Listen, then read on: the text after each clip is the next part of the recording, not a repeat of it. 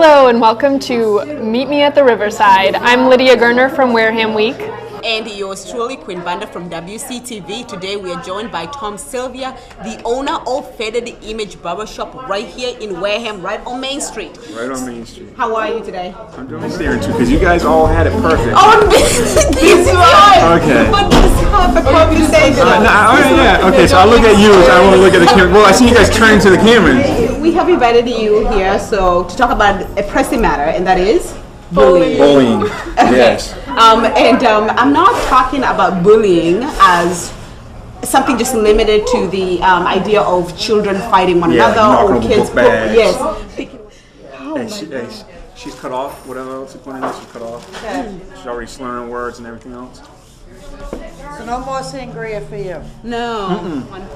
Rather than bullying as a culture of power abusiveness. And I know that you have been very invested in this community, especially with the youth, helping them finding their own path and so forth, rising up against this negativity. So let's start with you. Tell us a little bit more about yourself and how you have found your own path, how you have risen up against negativity. Well, negativity. I was like, you know, a lot of these kids, they don't like school.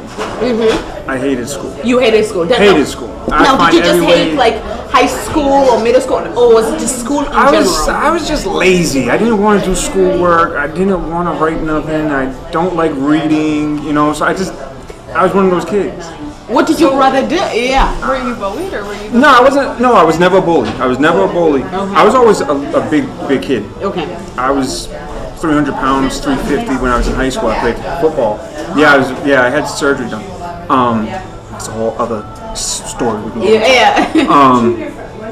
and I never let people bully other people. Okay. I was always the one I was never in a clique. I always was cool with everybody. Because when you're not into school, you need somebody to help you out with schoolwork, right? Now, how did you come up to that understanding? Because when I came to this country, I realized that they're all cliques. I mean, it wasn't the same thing in Tanzania. And just as what you're saying, I didn't belong in a clique. I talked to everybody because I needed friends. But how did you come to that understanding that you need everybody around you? Well, not because I have, you know, older brother and sister, and my brother was tormented through school because he was the different kid.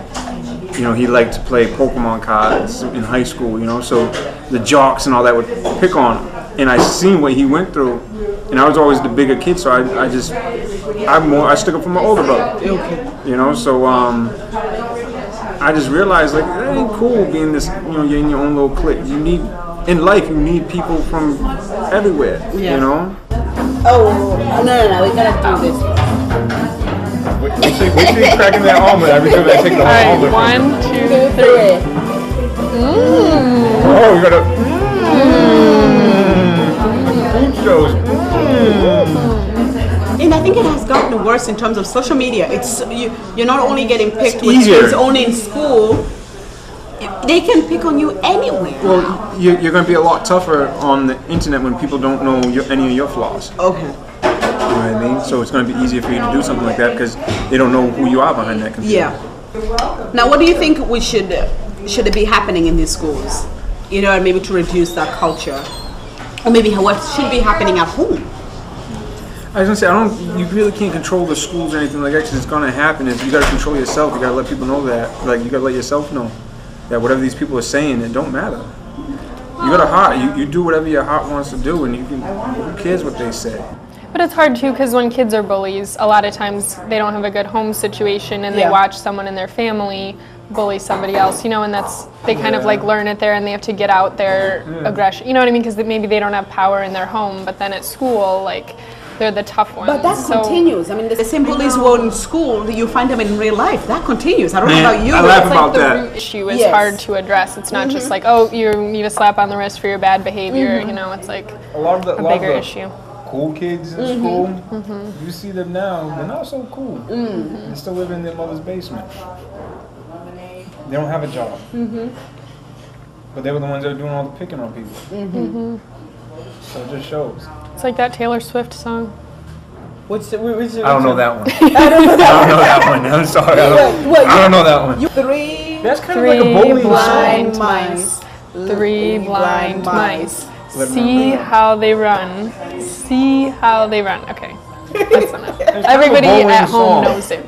Now, So- if the blind mice run, you know they're not going to run right because they're blind. It's kind of a mean song when you look at it. Have you found ways through your business to reach out to the community and give Oh back? yeah, like I'm big with the community. Between like helping out the kids with sports, I'll sponsor teams.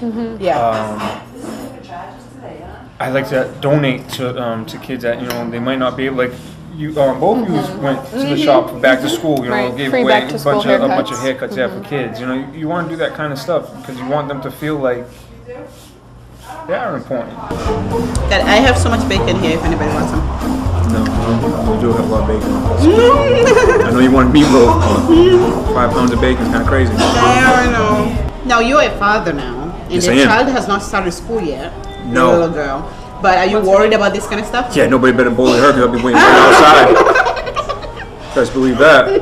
I'll be right outside waiting. Where's the bully's parents? Show them a bully. What's her name? Eviana. Yeah.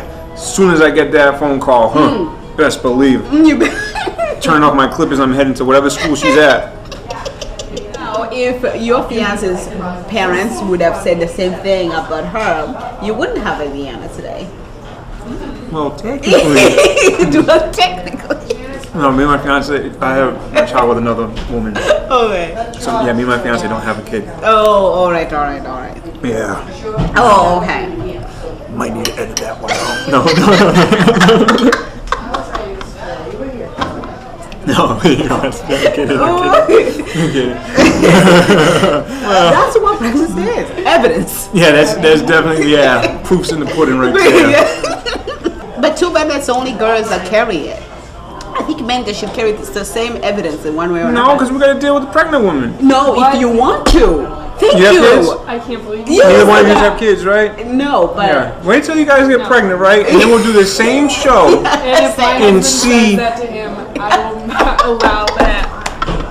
He's sleeping in another country. You guys get. My dad, when my mom was pregnant, my dad had to put clothespins on his nose and ears and lips, and the childbirth instructor said that's the pain of childbirth. So he had to wear clothespins. your barber shop is moving. Yes, it is. To where? It's on Cranberry Highway.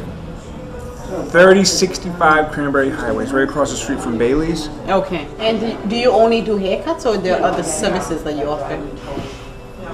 I just do haircuts. What other service? Yeah, I don't know what other sir. I got skipped. I didn't know where she was going with that. I didn't know. She's an undercover cop. Yeah, I see all these wires. What's going on here? Who's trying? What's going I on went here? there one day. This Tom was a was setup. waxing his arm, and you were trying to incorporate that in the business. Yeah. Like what's Do you wax your arms? No. I bought this wax machine because social media, you always want to keep up with the new trends. What they do is they take the wax machine, they take Q-tips, you dip it in the wax machine, you put it in your nostrils, and you press, and you hold it, and you pull up the nose hairs. Because now we're going with shears, and you can cut the nose hairs for people. You do that for people there too? Well, their ears, you can rest on their ears and you pull it. So I need to practice on myself first doing it. Did you did it on yourself? Yeah. Did it hurt? Yeah. And what's your advice to adults, parents and teachers who are working with kids? Just try to stay as positive as you can with them in whatever situation they're in. Just still be positive. You know what I mean?